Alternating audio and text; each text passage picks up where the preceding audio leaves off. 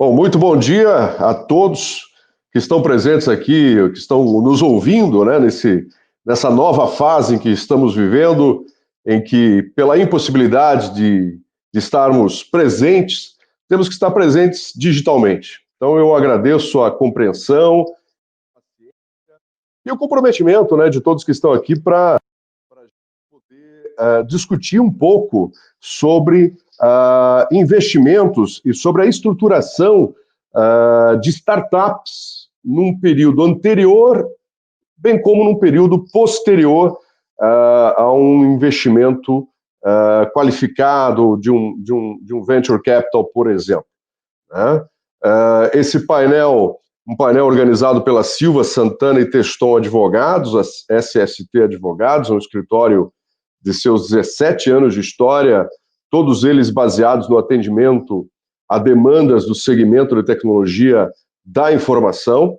É um escritório que surgiu no CTNA e desde em 2013, então, vem cultivando e compartilhando agentes desse segmento, sejam clientes empresários do setor, sejam clientes de fundos de investimento, sejam clientes empreendedores, startups, associações, fundações, academias, enfim, é com muito orgulho que a Silva Santana e Teston Advogados criou esse vínculo tão estreito junto ao setor, né? E é um orgulho para nós, então, estarmos aqui com vocês no Case Startup Summit 2020, com este painel que vai discutir um tema que é tão fortemente demandado, especialmente por empreendedores que começam a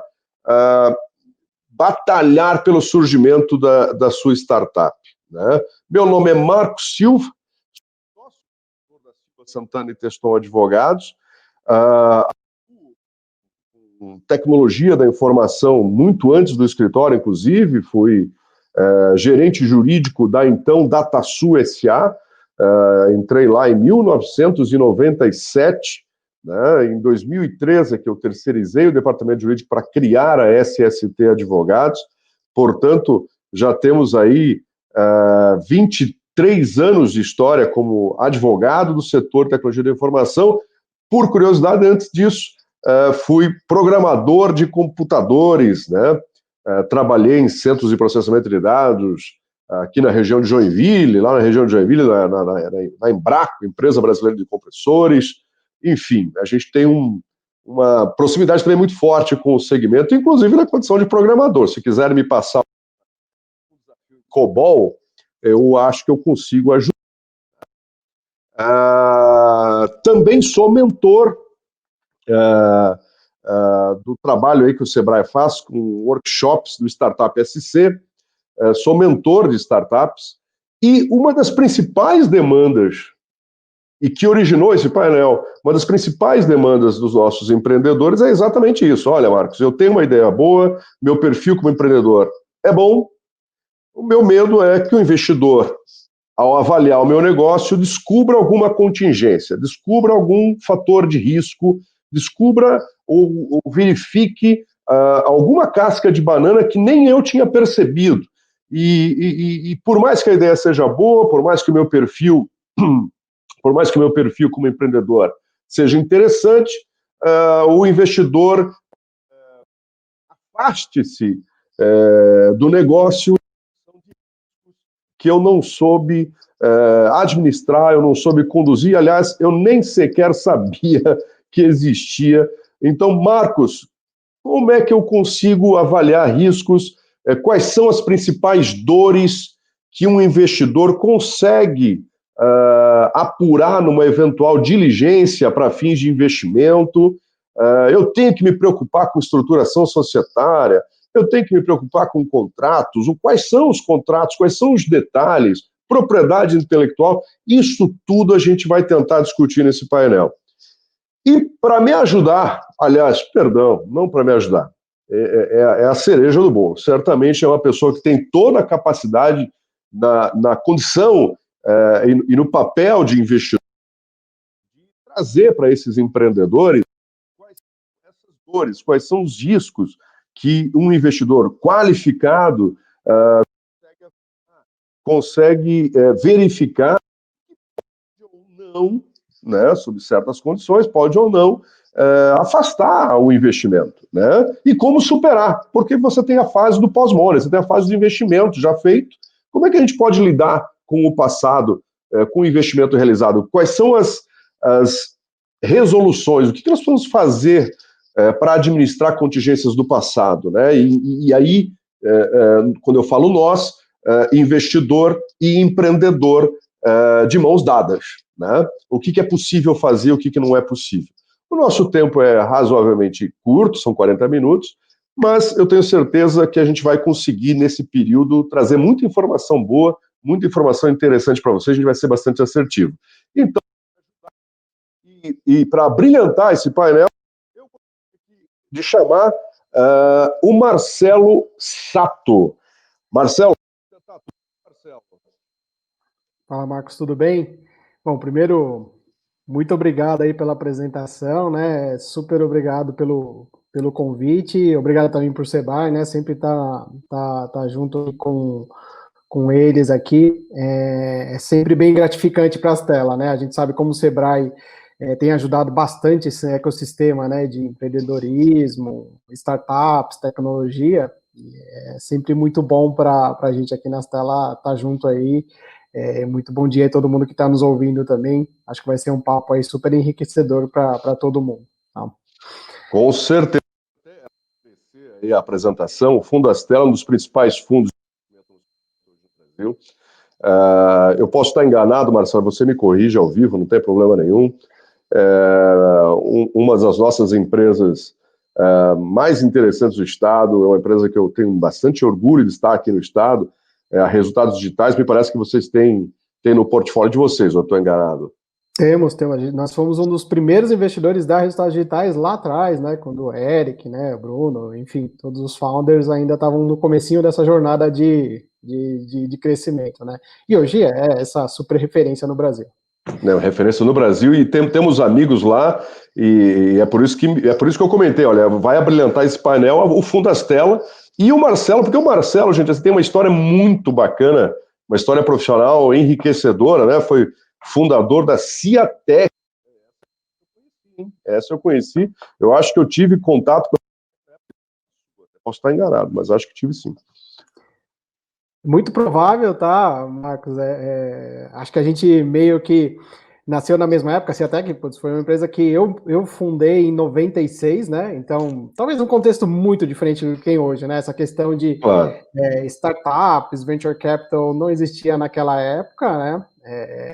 Eu tinha sempre na veia essa questão de empreendedorismo, né? Então, quis fundar a Ciatec e DataSul, né? Um pouco toda a jornada DataSul, TOTUS, foi jornada que a gente sempre se espelhava como um grande exemplo nosso, né? Até hoje é a maior empresa de tecnologia hoje, se a gente olhar Brasil, de capital aberto, né? Então sempre foi um case muito bom. A Ciatec, ela chamava muito uma solução de RH muito boa e procurava sempre... Acho que vocês trabalhavam com o e-learning, né? Era isso, exatamente. Né?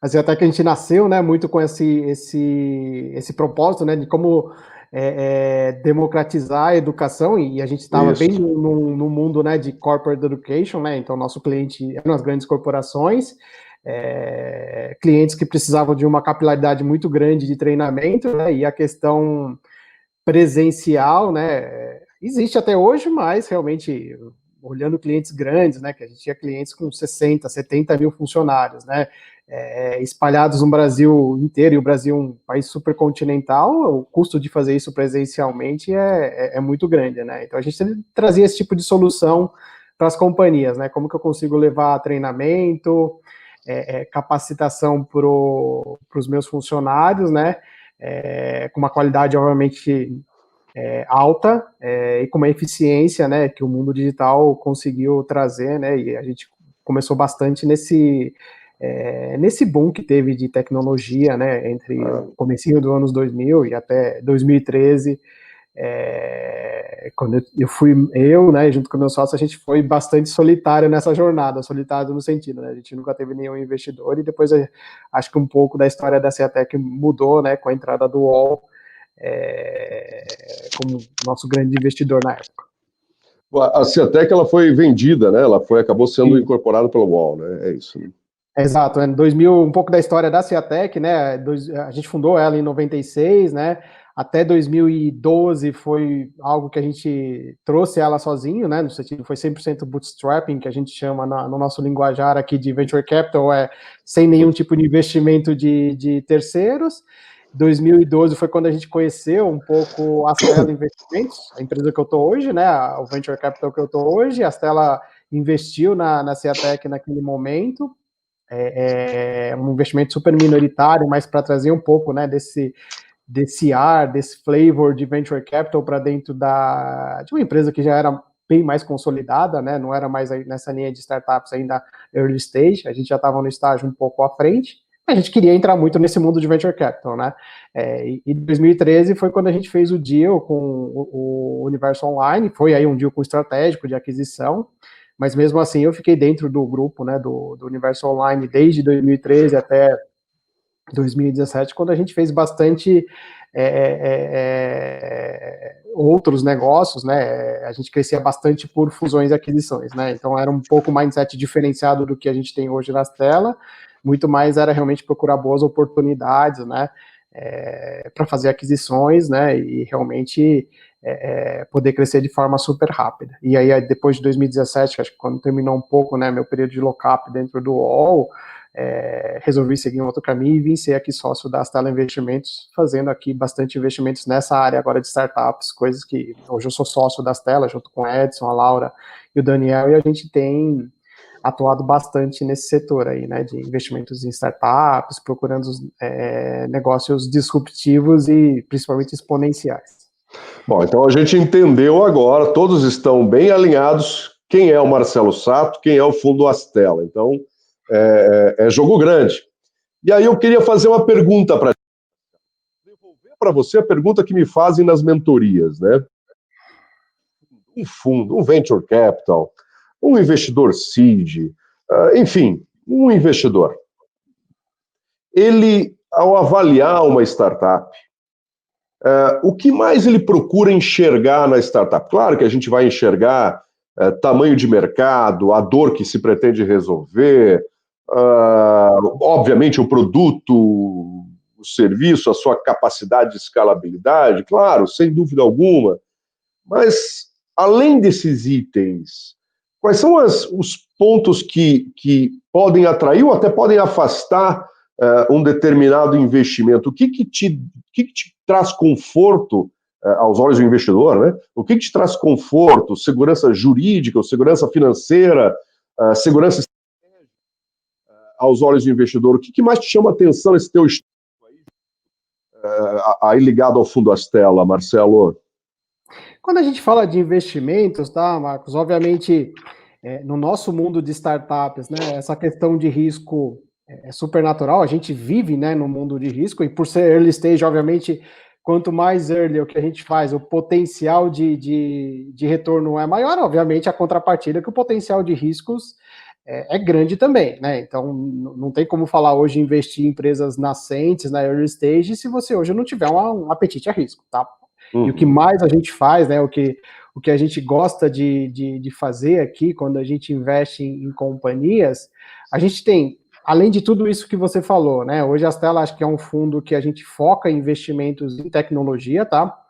E a gente coloca bastante tecnologia numa visão hoje como não só como uma entrega de produto digital, né? E o que é tecnologia de fato para nós, né?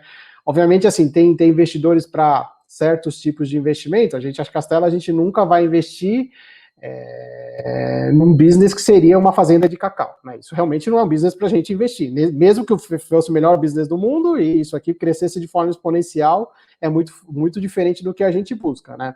A gente hoje, quando fala tecnologia, a gente procura encontrar três grandes coisas dentro das companhias, que são exatamente o quê, né? A gente fala, a tecnologia ele tem que ser um grande enabler para diminuir o custo de aquisição de business que já existem no mercado. O que é isso, né? Hoje já existe um super exemplo, né? A gente tem no mercado indústrias super consolidadas que têm um custo de aquisição. Esse custo de aquisição para nós, de alguma forma, com tecnologia, tem que ser diminuído. Tá? Esse é um primeiro caminho. O segundo caminho é quando a gente olha, né, longo prazo, né? Então, uma vez que você gastou dinheiro para trazer o cliente dentro de casa, como que você usa a tecnologia para cada vez mais aumentar a vida, o que a gente chama, né, a vida útil do cliente, né, ele continuando consumindo produtos e serviços da empresa ao longo da vida. Que tipo de entrega de tecnologia você faz para manter ele engajado com o seu produto, com o seu serviço, para que ele continue consumindo, né, e sendo uma receita recorrente. E o terceira grande vertente que a gente vê tecnologia é como que você consegue usar a tecnologia para pegar um CAPEX, né? Um CAPEX que está super amortizado dentro de uma economia compartilhada e gerar valor a partir disso. É o que o Uber fez, né? Ele pegou um CAPEX que estava amortizado os veículos e criou uma empresa gigantesca, Airbnb, dentro dos conceitos atuais da crise, mas ele pegou uma amortização muito grande de real estate e transformou isso na maior rede hoteleira do mundo, né? Então, um pouco disso que a gente procura enxergar dentro das companhias. E aí, ligando isso à sua pergunta, né, o que isso tem relação com a parte, né, de riscos, é muito o que a gente fala, né, tudo que é muito disruptivo, é muito novo, traz uma bagagem muito grande de risco, tá? Se você falar, nossa, mas o Uber foi uma ideia muito boa, né, não sei, aquela época atrás, que o mundo era dominado por táxis, né, nessa questão de mobilidade, trazer uma ideia assim, tinham N questões regulatórias trabalhistas que não eram respondidas, né? Então, acho que isso só mudou porque, no caso do Brasil, e o Brasil hoje é um dos 5 maiores mercados do Uber no mundo, porque isso veio de cima para baixo, né? O Uber já era gigantesco quando veio no Brasil, e aí a regulamentação teve que se adaptar a um mercado que estava se mudando, tá? Então, quando a gente fala em coisas mais early stage, é muito isso que a gente tenta mapear, né, da questão da regulatória. Hoje a gente fala muito, né, de trabalho remoto, né, a gente sabe que existem projetos de lei tramitando nas casas, falando principalmente do trabalho sob demanda, que é uma questão muito profunda nossa, né, leis trabalhistas no Brasil, embora complexas, né, hoje a gente tem uma herança muito grande do passado, né, que tinha uma questão, né, de exploração muito grande do lado trabalhador, e a gente sabe que o lado trabalhador é o elo mais fraco da corrente, mas cada vez mais isso tem melhorado, né, e acho que a legislação tem se modernizado, entre aspas, o modernizado, mas tem trazido boas coisas. E essa questão do Covid, por exemplo, a questão do trabalho sob demanda é algo que a gente vê muito. Ainda não é algo que está 100%, né, direcionado, acho que dentro da parte regulatória, mas empresas que hoje exploram isso de alguma forma para nós, são boas oportunidades, porque na nossa visão isso é uma tendência de mercado. Isso vai acontecer. Então a gente baliza um pouco o risco é isso, né? E o que quer dizer risco nessa questão? Qual que é o risco trabalhista quando você tem, por exemplo, um tipo de negócios que explora a economia compartilhada, né? Que é aquela, quando a gente fala isso no jargão empresarial, é o famoso PJ, né? Qual que é o risco de você ter CLT versus PJ dentro da sua folha de trabalho, não só da folha de trabalho, ou terceirização versus CLT, né? Acho que cada vez mais... Eu até ia te provocar, Marcelo, desculpa te interromper, eu ia te provocar exatamente nisso. Em algum momento, por exemplo, o fundo Astel, ou você já soube que algum outro fundo teve que avaliar melhor o seu investimento em função de um uso talvez exagerado do modelo de pejotização em determinadas startups? No nosso estágio, Marcos, assim, o que a gente vê é justamente ao contrário, tá? Eu ficaria surpreso se eu fizesse uma due diligence numa startup early stage e não tivesse nenhum PJ, tá? Eu falei, putz, acho que tem uma coisa que eu nunca achei, né? Então a gente já sabe quando a gente vai fazer due diligence, né? E a gente faz todas as due diligence, tanto do âmbito jurídico quanto do âmbito contábil, fiscal e previdenciário, né? A nossa visão hoje não é achar passivos e brigar em valuation, brigar em negociação, não é esse o nosso mindset, né? O Venture Capital não faz isso, né? A gente, obviamente, utiliza-se das ferramentas de due diligence muito mais para a gente, primeiro, quantificar, né, qual que é o tamanho do passivo hoje, mas, principalmente, combinar com os founders quais são as medidas que precisam ser tomadas a partir de hoje para também mitigar isso no tempo, né? A gente não sabe que, isso que você me falou, a gente já se deparou com quadros de colaboradores que eram 60%, 70% PJs, nem por isso a gente não deixou de investir, tá? E quadros que tinham uma abrangência menor. Mas, de fato, o que a gente faz é isso, né? A gente desenha o cenário, mapeia o cenário, né? E junto com o founder a gente senta, esse é o quadro hoje, a gente entendeu como ele serviu para te trazer até aqui, o que está para trás é risco e a gente vai mitigar em conjunto, né? E daqui para frente o que a gente quer é quais são hoje as ferramentas que a gente deveria adotar e principalmente processos para que não podemos ter mais isso na próxima jornada de investimento. Tá? É um pouco isso que a gente tem feito. Desculpa, Marcos, eu não... Perdão, aconteceu comigo o que está acontecendo em todas as videoconferências há 6 meses, né? O áudio mudo, enfim, alguém me pedindo para... Marcos, liga esse áudio. Tá básico, virou padrão, né? Enfim, ao vivo, né? Eu quero quebrar um mito ao vivo, na verdade, Marcelo. Inclusive, na última mentoria que eu fiz, teve um empreendedor que me perguntou assim: Marcos, eu vou constituir minha startup já como uma SA. Porque se eu não for uma SA, o investidor já começa a ficar desestimulado. Ele não... Eu falei, gente, será que é isso? Vocês acham que o fato de ser uma sociedade limitada vai inibir?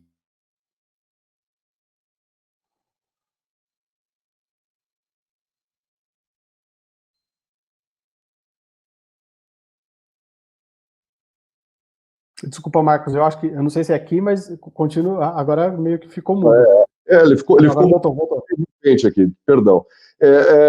A pergunta é se a estrutura societária escolhida por um empreendedor, ela é fator de restrição para o investimento, né? Aparentemente, para mim, não é, nunca foi.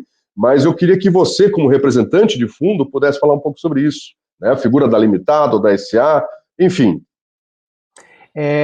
Não, né? Acho que a figura, né, a entidade jurídica não é um limitador do investimento. Obviamente, o que a gente pondera muito primeiro, qual que é o tipo de investimento a gente está fazendo para definir a estrutura societária, né? E eu vou colocar até mais um ponto em cima disso que você falou, né? Limitada, seja limitada a SA, cada vez mais hoje a gente vê empresas que já estão lá fora. Que são empresas que já estão constituídas fora do Brasil, embora a operação, né, a subsidiária seja brasileira, e tem fundos hoje que requerem que as empresas, para receber investimento, façam o que a gente chama de flip, né? Então, a matriz está aqui no Brasil, faça um flip para, sei lá, Delaware, Cayman, né? Algum desses locais que são mais propensos a receber investimentos estrangeiros, tá? Temos casos aqui em Santa Catarina, que foram feitos assim, inclusive em Joinville, que é onde nós temos o escritório.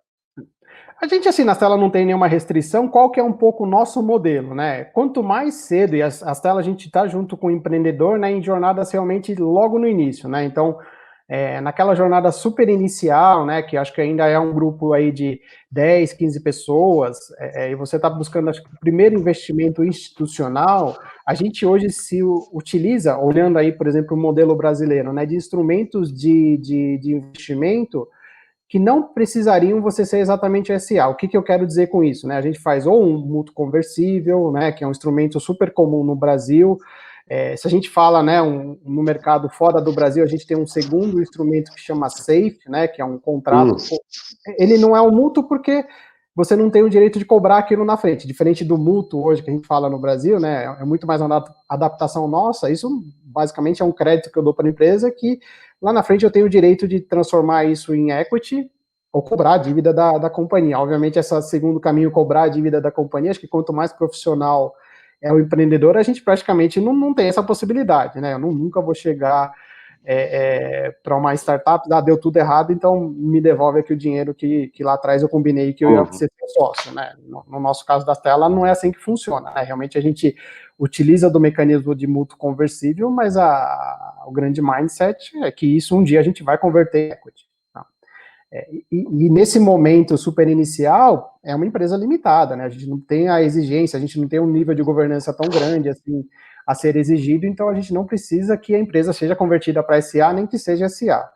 No momento que a gente vai fazer o investimento, né, numa próxima rodada, que aí realmente a gente fala de equity, né, de participação societária, eu vou converter isso em participação societária das companhias. Nesse momento eu preciso que a empresa realmente vire uma sociedade anônima, né, uma SA. Primeiro porque realmente tem, apesar que hoje em dia, né, acho que o nível de governança entre uma limitada e SA, cada vez, assim, isso tem congruído para São semelhantes. São semelhantes, mas o SA ainda tem algumas questões, principalmente de voto, ações, que a gente prefere, então a gente prefere que realmente sejam uma SA, tá? O nosso modelo ideal seria a partir de um seed round, a empresa converter para uma sociedade anônima, e principalmente, acho que a grande preocupação, Marcos, é quando a gente fala de cap table, né? A gente sabe assim, tudo funciona, né? Mas cada vez mais a questão de governança, quando você tem muito mútuo conversível, muito safe, muito notes, uma hora o cap table fica algo que fica ingerenciável, que a gente chama, né? Isso. E aí a SA, a grande vantagem é isso, tá lá o livro de ações, está subscrito e você é dono daquelas ações, então não tem muito o que discutir, né? Se você tem ação, você é sócio, você não tem, não é sócio, né? E coisas que... Eu costumo dizer que sociedade anônima é a sociedade empresária por excelência, porque ela é uma sociedade que foi constituída na forma da lei exatamente para ter diversos mecanismos de captação de investimento, né? de financiamento, né? Seja capitalização por ações, seja securitização com debêntures, enfim, com diversos outros instrumentos, né? Mas eu também costumo dizer que a escolha da sociedade anônima, ela tem o seu momento adequado, né? Não adianta o empreendedor ali no momento inicial da ideia, vou fazer uma SA, mesmo não tendo investidor. Não há necessidade, não há mal nenhum em montar uma sociedade limitada em que não há obrigações de publicação, não há obrigação de manutenção de livros que são obrigatórios nas sociedades anônimas. Quando vier o investidor, sociedade anônima, e a gente sabe que transformar a sociedade limitada em sociedade anônima não tem dor nenhuma, né? Algo bem simples, né? Bem simples, é um ato societário super simples, né? Tem sua burocracia, mas também, geralmente, a gente faz no mesmo ato do investimento. A empresa não é uma sociedade anônima, a gente nem exige que ela faça antes, tá? A gente já faz no mesmo ato e reformula todo o estatuto. Claro. Que a gente está combinando, né? Que vai ser agora, eu quero te provocar com outro ponto que me veio até a cabeça. Eu vi você falando algumas coisas aí sobre uma sociedade começar a ter diversas captações aí que não fiquem devidamente registradas ou estruturadas. Numa sociedade anônima você consegue ter mais governança para isso. Eu queria trazer para ti o tema vesting, contrato de vesting. É muito comum hoje, a gente é demandado bastante. Olha, tem um profissional aqui que eu preciso manter, eu não consigo pagar salário, eu vou fazer um contrato de vesting para entregar uma parte das cotas da empresa para ele, ou, enfim, prometer uma parte das cotas para esse funcionário, desde que atendidos certos requisitos de prazo de permanência ou eventual cumprimento de metas, né? É o famoso vesting. Como é que o fundo enxerga essa política de vesting? Quando o fundo vai lá, bate na porta de uma possível investida, vocês têm vesting. Existe alguma preocupação do fundo em relação a políticas de vesting que a startup eventualmente tenha feito? Não? Claro, para nós isso é muito importante, né? E principalmente quando a gente, no nosso jargão, quando a gente fala qual que é hoje o cap table, né? A posição societária fully diluted, considerando tudo isso, todos os acordos formais que você tem e informais, inclusive, tá? A gente não tem problema com acordo informal, de novo, né? Algo que a gente quer identificar, quer falar com o founder, você prometeu X% aqui para o seu CTO, que ainda não é sócio, é um cara super importante, no fundo a gente super concorda com ele, né? Eu acho que assim, todo mundo que tem a devida importância dentro da operação tem que ser sócio, de alguma forma, né? Também não que a gente tenha que ter uma sociedade com 200, 300 pessoas, mas as pessoas chaves, de alguma forma, deveriam ser remuneradas além do capital, também com equity. É um modelo super comum, né? E a gente, inclusive, nas telas, Marcos, algo que a gente, quando a gente investe, um dos nossos pré-requisitos é isso, né? Antes de eu investir, primeiro eu quero entender se você já tem um option pool, que option pool é muito bem. um número de ações reservado justamente para isso, né? Para contratar talentos. E se não tiver, um dos nossos pré-requisitos é que você constitua esse option pool. Porque para nós esse option pool é tão importante que, obviamente, aí teria que construir todas as regras, né, para distribuir isso, né? Mas a ideia, isso é tão importante para o crescimento da companhia, que isso deveria ser uma prática, isso que você falou, né? Obviamente, super usada de forma correta, é um dos principais alavancadores de crescimento hoje da companhia. Isso, e também, se não for usado certo, pode ser uma faca de dois gumes também, né? Pode ser um grande problema lá na frente, a promessa que você faz e não consegue cumprir, né? Inclusive, eu fiz um treinamento sobre vesting, isso foi no final do ano passado, enfim. E teve alguém que me perguntou, eu falei, tá, Marcos, legal, eu entendi juridicamente como é que funciona essa história toda, mas vamos pro estratégico, né? Eu executivo de uma empresa de tecnologia, às vezes eu coloco o chapéu de executivo, e me fez a pergunta do ponto de vista estratégico, tá, Marcos? Quanto do meu capital eu posso permitir ser afetado por políticas de vesting? Marco Silva, aqui, opinou em 10%. Eu acho que, olha, 10% é um número bom, né? Eu não sei como é que os fundos enxergam isso, porque o meu medo, sabe, Marcelo, daqui a pouco você está comprometendo 20%, 25%, 30% do capital e começa a ficar incontrolável isso. Enfim, isso pode até gerar uma diminuição do valuation do negócio, porque o investidor, o Astela vai lá e fala, pô, mas quem é que investe? Que mais de 30% do capital? De que maneira é exercido? Quais são os gatilhos? O que? Tem gente que já saiu daqui, ainda tem o vesting.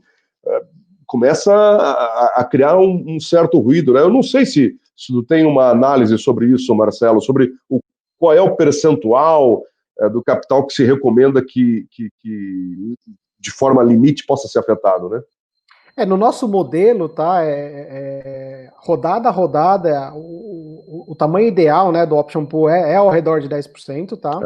Muito bem. E na nossa, de novo, né, como constituir essa option pool? A Astela sempre vai quando a gente vai fazer um investimento, a gente não participa da constituição no primeiro investimento, mas após a Astela está dentro do cap table, em próximas rodadas, o investidor também ele deve participar dessa composição, não que isso saia 100% do founder, tá? Então, é sempre proporcionalmente pro rata, e o que a gente vê, a utilização desse cap table rodada a rodada, um número ideal que a gente tem visto, tá, Marcos? É em torno aí de 7 a 8% dos 10 que a gente deixa reservado, geralmente entre rodadas, que é mais ou menos um período aí de 18, 24 meses para fazer aquisição de novos talentos, né, ou manutenção de talentos dentro de casa. Essa é a divisão que na nossa métrica é uma divisão ideal.